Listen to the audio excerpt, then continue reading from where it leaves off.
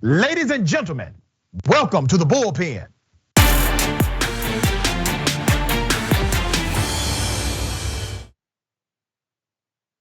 In the bullpen today, we have Mr. Julio Rosas, senior writer for Townhall and author of Fiery, but mostly peaceful, the 2020 riots and the gaslighting of America. Julio, good to have you on the program. How are you?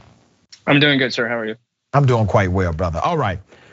We're going to chop it up about a couple of items. No-knock warrants contextualized through the now new story of Mr. Amir Locke being killed. And if we have time, we're going to get to immigration policy in America.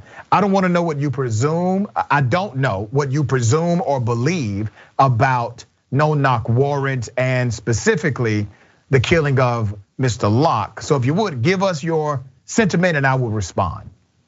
Well, so generally I can understand why people are against no-knock warrants. And I can also understand why law enforcement would want to use them in the first place. Because with this specific case with Amir Locke, it's my understanding that the subject of the warrant, which Locke was not, it was a particularly violent individual and the neighbors had called the police on him a couple of times. And so that's why Minneapolis police opted to get a no-knock warrant for that individual, but not for Mr. Locke. It's just that unfortunately in this case is that then it resulted because I saw the body cam footage from that incident, and it did take only 9 seconds from when the police entered as they were shouting police search warrant to then shooting him. It's just kind of one of those things where it was just kind of a perfect combination of just things not going the way they probably should be going. And I can understand why people would be against no-knock warrants, except for extreme circumstances like hostage situations. Are you against them? I can see why they could be utilized in very specific situations. Come on, man. Come on. We don't do that here. We talk directly here.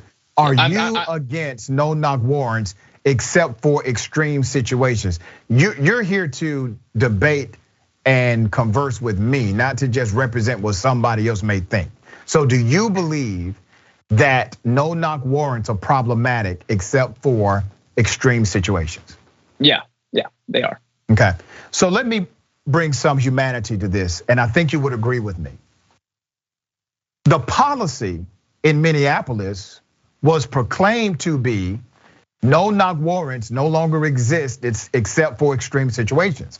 And they specifically noted hostage situations in the literature. I mean, that was a written proclamation on the campaign website of Jacob Frey, the mayor.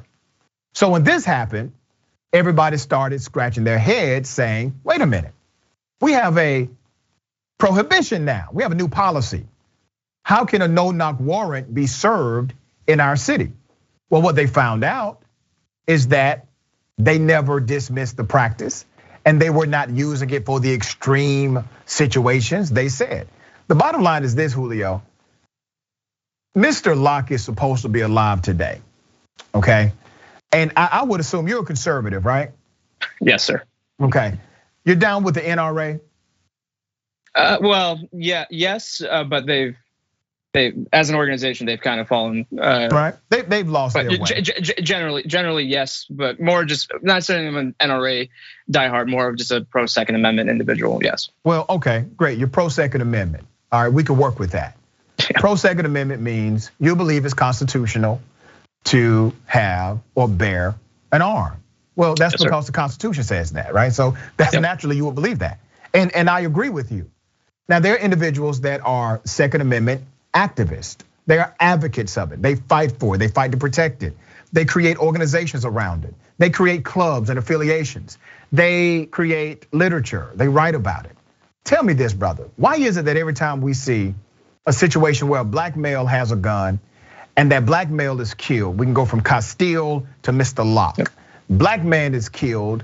He's in possession of what he constitutionally should be in possession of. But we don't hear you Second Amendment guys come out in support of the lawful possession of their firearm and denounce the police activity. And let me tell you why I bring this to your doorstep. Because if you don't say anything when they're knocking on your neighbor's door, what's going to happen when they knock on your door like that? So why is it that these Second Amendment, pro Second Amendment groups are silent when it comes to gun owners like Mr. Locke? Well, no, I would definitely agree with you, and that was one of the reasons why I started to not really be a huge fan of the NRA as I once was. When in the case of Philando Castile, because he has a lawful concealed carry license, right. And I actually knew one of the people who ran the social media for the NRA at the time, and I asked them, "Hey, well, why are you going to say anything about this?" And at the time, they told me no, and I was very, very shocked at that. Are you still a member of the NRA? I am not a member of the NRA. Okay. Yeah. Now, when that happened, and I'm taking you somewhere because everything you said, it makes common sense to me. You didn't understand why the NRA did not support Mr. Castile. That makes sense, okay? Now, you know this is a group that identifies with your values and you identify with them on the conservative political level. Why do we not see more people like you willing to call out organizations like the NRA when they are silent on black men or black women who are lawful gun owners being killed by the police and they should be alive? Why aren't you all calling them out? I don't have issues calling out Democrats at all. So why don't you all start calling them out in a very public and direct way?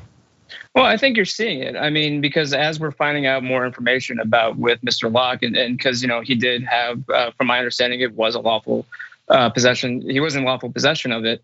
I think you kind of need to pay more attention to kind of the conservative side of Twitter, because I have many friends who are pro Second Amendment people who are more than happy, and I've seen it on my timeline. Now, I do agree that maybe the organizations should be more willing to speak out on it more. I think what happens is that they're going to be seen as anti-law enforcement, which then kind of goes into the broader context of what has been happening in Minneapolis.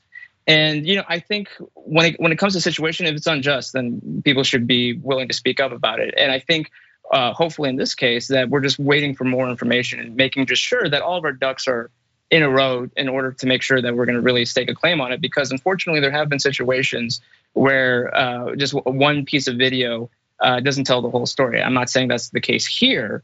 I'm just saying that at least for the conservative side, at least from what I've seen from my side, is that we kind of want to wait and see more just to make sure that if it really is injustice, then okay, yeah, we're more than happy to speak out about that. And Julio, yeah. Brother, y'all not gonna say a damn thing, and you've already proven that no one's going to speak up because you just highlighted Mr. Castile, who's dead, who was in lawful possession, and he told the police officer about that. But listen, not the Second Amendment groups, not the leadership of the Republican Party, not the NRA, and you all are their support base. See, there's a reason why I'm calling on you to be that kind of leader. I'm calling on you to be that kind of leader because you're in a much better position being who you are to call them out than being who I am. They expect me to be antithetical. They expect me to be adversarial. They don't expect it to come from inside. And when it starts coming from inside, it creates a different conversation dynamic. I'm okay that you disagree with me politically. I'm okay with our political differences. But you and I actually agree that Mr. Castile should be alive, and that if you are pro Second Amendment, you should defend the actions of Mr. Castile, who said, listen, I have a lawful firearm and I have a concealed carry permit. You should be on my side in a very public way as it relates to Mr. Locke. And you said something interesting. I think it's true, it's just unfortunate. You said people are basically afraid to do it on the right because they will be seen as anti-law enforcement. Well, listen, I get that, but they gotta start growing a spine at some point. I'm seen as anti-law enforcement, even though I'm not. I'm only anti-bad cop. But I get the threats, I get the emails, I get the blogs writing about me. I'm willing to take that because I'm not going to sit back and simply allow people to die without me saying something when it's unlawful. So either we have a backbone or we don't. Yeah, no, I definitely agree with that. And like I said, with this case, and as we've seen in previous cases where there's only one video out for it, I think that we want to just make sure that what we're seeing is what we're truly seeing. Because again, I mean, I'm waiting for me personally, and I've done it with every single case when it comes to something controversial, whether it's a school shooting. It was in the case of the Jacob Blake shooting. Remember, because that whole thing was started with one single video, and I covered the Kenosha riots after. We want to make sure that what we are going to, before we start throwing accusations out for example, pro Second Amendment groups not speaking up about something, that we want to make sure that what we're seeing is what we're truly seeing, whether it's an injustice or whether it's not. And I think it's just that simple. Yeah, it's not that simple because you all supported Kyle Rittenhouse before you knew a damn thing about the case. Well, I was there. Hold on. You were there with Kyle Rittenhouse? I was there. You were with Kyle Rittenhouse? I filmed. You were an accomplice? I filmed him. You were an accomplice? I was not an accomplice. Well, first off, with Kyle Rittenhouse. I was not with Kyle Rittenhouse. Oh, okay. I was covering the riots in Kenosha, and I happened to see him shoot in self-defense in the second half of it. Yes. Okay. Kyle Rittenhouse is a murderer, in my opinion. I understand he's been found not guilty by a court of his right. No, I know, peers. But I can tell you, as someone who was there, he's not a murderer. He shot in self-defense. As someone who was an eyewitness to that night. Yes. You saw the same thing the video showed. I still believe he's a murderer for various reasons. We can come and debate that on another show. But I do want to highlight something you said specifically. When we talk about, or when you talk about, you need to see more, right? You're waiting to see more, get more information. In the video that you have seen, and I assume you've seen the killing of Amir Locke, right? You've seen the body camera. I saw the body cam, yes, sir. What could change based on what you've seen? What is it that could change your mind that may not be present in that video? Well, like I said, I just want more information on what I was. Well, I just want to know what was he doing in an apartment in an apartment that wasn't his. And again, it doesn't matter. He was asleep, bro. He can be in an apartment that's not his. It don't matter what he was doing. I'm not saying he can't be. And honestly, my initial impression that it was a bad shoot. That's my initial. Okay, but I'm saying when you say things like, "I'm waiting on more information. I want to see more video. I need more context." I'm asking you, in your world, what could make what you saw in the video different? What could make that outcome justifiable for what the police did? Well, to be clear, I'm not saying it was justifiable. Like I said, but you said you're waiting on more information before making a determination, and you're waiting on more video. What more information? What information would change what you believe happened? Well, because apparently there was other police officers in that room, right? Obviously, and so maybe just having their body cam footage, although apparently one of them wasn't working, so that's that's not great for transparency at all, right?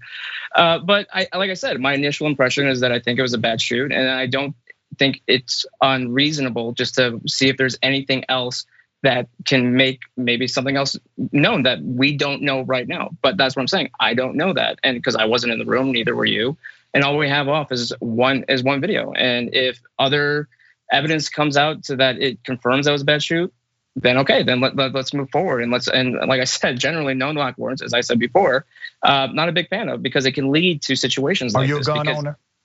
Yes, sir, I am. If somebody breaks in your house at 3 o'clock in the morning, you have access to your gun, what are you doing? They woke you up, they're inside of your home, what are you doing? I'm grabbing my gun. Okay, I appreciate you making my point. This is actually a bipartisan issue. 64.48% of total respondents in a survey that was done show that Democrats, and the majority of Democrats and the majority of Republicans are actually against no-knock warrants in their current formation.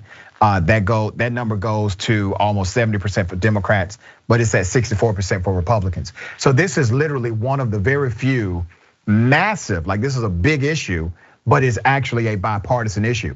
Why do you think Republican lawmakers in particular have been adversarial to the notion of creating rules to limit no-knock warrants in federal legislation? Well, like I said, I think the kind of worry that they have as politicians is that they're going to be taken and seen as someone who is anti-law enforcement in an environment where there is a lot of anti-law enforcement. But isn't that wrong for them to say we're not going to support common sense, good policy that the majority of Americans agree with because we're afraid of what somebody may call us? Isn't that cowardly? It certainly can be, absolutely, and it's just not obviously limited to Republicans when it comes to certain things like this. But what I will say is that unfortunately, sometimes Washington might want to come up with a solution, and it might be too much of a broad stroke where it might limit the police too much. I don't know. I haven't looked too closely personally at no-knock warrant federal legislation, but again, I think whatever we can do to make these situations like this not happen, because like I said, I think it was just a combination. It was just a perfect combination of just things going wrong. No-knock warrants are really unnecessary, and I only have a few minutes before the next show, but I think it's important to highlight that based on statistics, one poll found that roughly 80,000 no-knock warrants happen every year now, okay? In 1972, you had a few hundred. 1980, you had 3,000. 1996, 30,000. 2001, 40,000. You know how many happened before 1972? None. Zero. None. It was not part of policing. It was not how they policed. And they still were able to effectively police. Now, I'm sure that there were still some opportunities where people would run inside of a building because there's a hostage situation or to rescue someone. We're not talking about that. We're talking about warrants that are signed by judges that say you don't need to announce yourself to break into this home, right? So if they could do it and still do policing before the 1970s without no-knock warrants, why do you think now all of a sudden it has become part of regular business in America when it wasn't even part of every now and then business before 1972? Well, I think it's certainly one of those things where when everyone talks about what good policing is, I think that can certainly be one of those solutions, right? We're talking about limiting no-knock warrants. I understand why cops might feel the need to not do that, but we've unfortunately had situations like Locke time and time again. And so I think this is one of those areas where when we talk about what reforming the police, not abolishing, not defunding, when we're talking about reforming, this could actually be one of the solutions. And I think you're absolutely right when it comes to this is a bipartisan thing, with just based off the polling that you just mentioned. And so it's things like that. I think it's very important that we need to look at all of our options, and this can certainly be one of them.